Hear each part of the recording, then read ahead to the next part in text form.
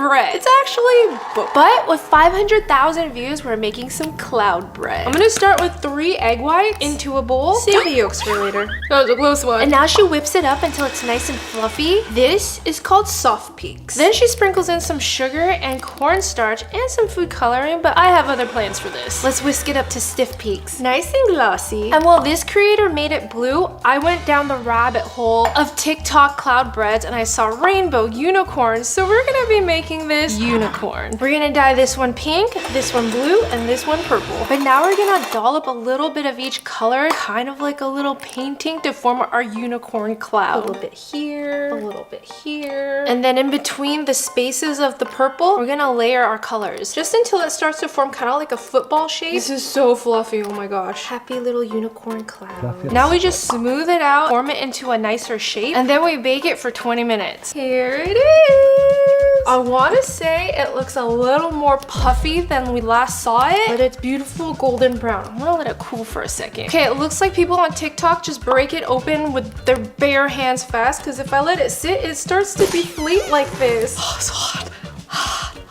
Whoa. So hot, but so satisfying and so worth it. Look how pretty that is. Just like cotton candy, it deflates so fast. Okay, let's see if this is bread or angel food cake. It's sweet like angel food cake, but it's chewy like bread and melts like cotton candy in your mouth. 9 out of 10. I have 10 more TikTok snacks to test, and each one has more views and gets crazier than the last. And now with 572,000 views, we're doing raw ramen snack 3 ways. But level 1 didn't quite blow my mind. He starts by pounding his raw ramen and then pouring the seasoning packet on it. It didn't really break into a million pieces. We don't have a need for the vegetable mix.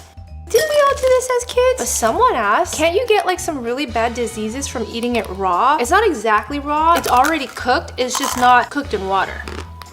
So spicy. 7 out of 10. Level 2. He takes a seasoned ramen, adds it to a bowl, and I'm pretty sure he had a lot more seasoning to this, but my mouth is already on fire. And he takes it up a notch, adds some pretzel mix. I'm using Chex Mix. Bagel chips are the best part here. Some M&M, and then potato chips. He says you can basically add anything you want in here. But now we're gonna mix it up like a salad. I honestly think this could be really good. Let's layer the perfect bite. We have a little bit of ramen, some potato chips, our bagel chips, a pretzel window, and the cherry M&M on top. A literal explosion in my mouth, but in the best way. It's spicy, it's sweet, it's crunchy. All we need is a little sour. 8 out of 10. And now for level 3. It's supposed to be a controversial one that blows my mind, but I am not so sure about it. He starts by painting Kewpie mayo on both sides of his ramen puck. Why does this feel so wrong? And then he sprinkles a little bit of sugar right on top. Somebody said, water's free, bro.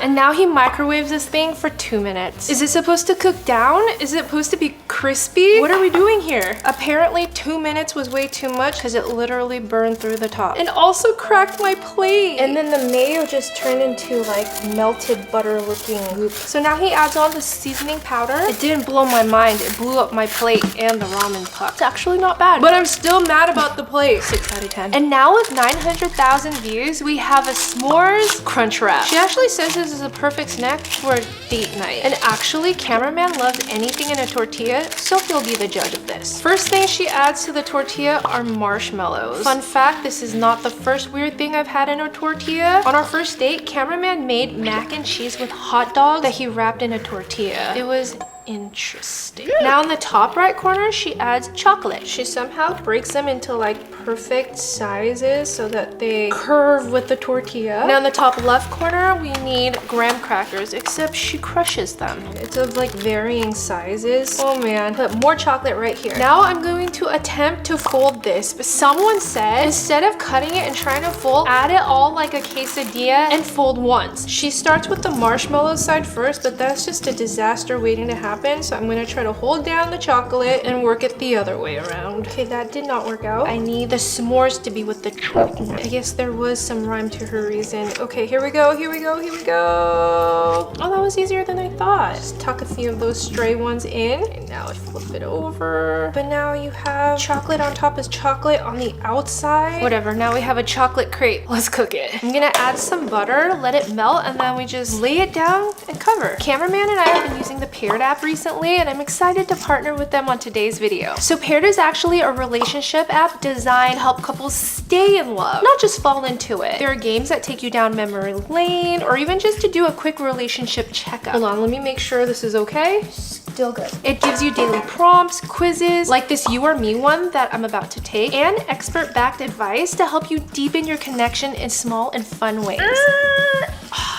You or Me? Food habits. That's the one I'm gonna do. Who's most likely to eat the same meal every day? Cameraman. Who's most likely to get bored with yesterday's leftover? Me. Try the latest food fad? Me for sure. Balk at the latest food fad? Cameraman. Always pack a snack? Me. Speak with your mouth full? Cameraman. Skip breakfast? Cameraman. That's why he's always so hangry. Order a salad to steal the partner's fries? Me. Let the dishes pile up. Meal prep for the week? Me. Let's submit my answers and then let's see what he says. The best part is you don't even have to take the quiz at the same time. I just took mine and then he can take it later and then we're gonna compare notes. It keeps things playful and low pressure. There's even a guided relationship journey that sometimes helps us spark way better conversations than just sitting on the couch scrolling. Well, it's a nice crispy golden brown and it smells like a s'mores campfire. Just commit to it and roll it. Okay, well, that was easier than I thought. Oh, cameraman! Answers, reveal. 100% matching answers. I guess you know me pretty well. Okay, but this was in a tortilla, so I thought you would love it. Ooh, looks gooey. But before cameraman tries a s'mores wrap, click on my link in the description box below for a 7-day free trial and 25% off paired premium so you can connect and build a deeper relationship with your partner. My mouth is stuck together. 10 out of 10. Really? No, tortilla. 8 out of 10 for me. Next up, with 1.1 million views, we're making a watermelon jelly donut, which this creator calls skin food. But she starts off with her pink layer and adds a teaspoon of dragon fruit powder, some gelatin, boiling water. Ooh, that is so pretty. And as much honey as you want into a cup. But she says the snack is so delicious and bouncy. Someone asked, what is skin food? Someone else said, I think it's food that's just good for your skin. And just so you guys know, gelatin is full of collagen and so good for your skin. There's still little chunks in here. And now she pours it into her donut mold, but she says make sure you put a baking sheet under it first. I'm just filling this halfway up because we have 2 more layers to go. And into the fridge it goes until it hardens. So while our first layer chills, let's move on to our next snack. And now with 4.6 million views, we have chocolate covered blueberries, which the creator says might be controversial, but it's supposed to taste 10 times better than chocolate covered strawberries. But now she takes her toothpicks and stabs each one like a lollipop. Someone said this is for people with a lot of time on their hands. To do this individually is actually crazy. I would probably try to do multiple at a time. It's a lot of toothpicks. Now it looks like she has chocolate chips in a bowl and she melts it. Okay, our chocolate's nice and melty. Let me just give it a quick stir. And now we dip. She leaves the crown of the blueberry exposed. Somebody said these are so perfectly dipped. Yeah, it looks really cute that way. Let me shake off the excess and then onto the parchment paper it goes. 1 down, 50 more to go. 1 hour later, I'm almost done. And we're finally done. She doesn't show it, but I'm pretty sure she puts this whole thing in the fridge so that the chocolate can harden. Well, I can confirm that the setting of the chocolate took way less time than actually dipping the chocolate. But now it looks as though she has to remove all of the toothpicks one by one and plops them into a bowl. What am I supposed to do with all these used toothpicks? She says the crunch of the chocolate with the blueberries popping inside is actually insane. Someone says, see, the problem is that I would eat all of these in one sitting, and since I didn't make that many, that is definitely a possibility. But is it better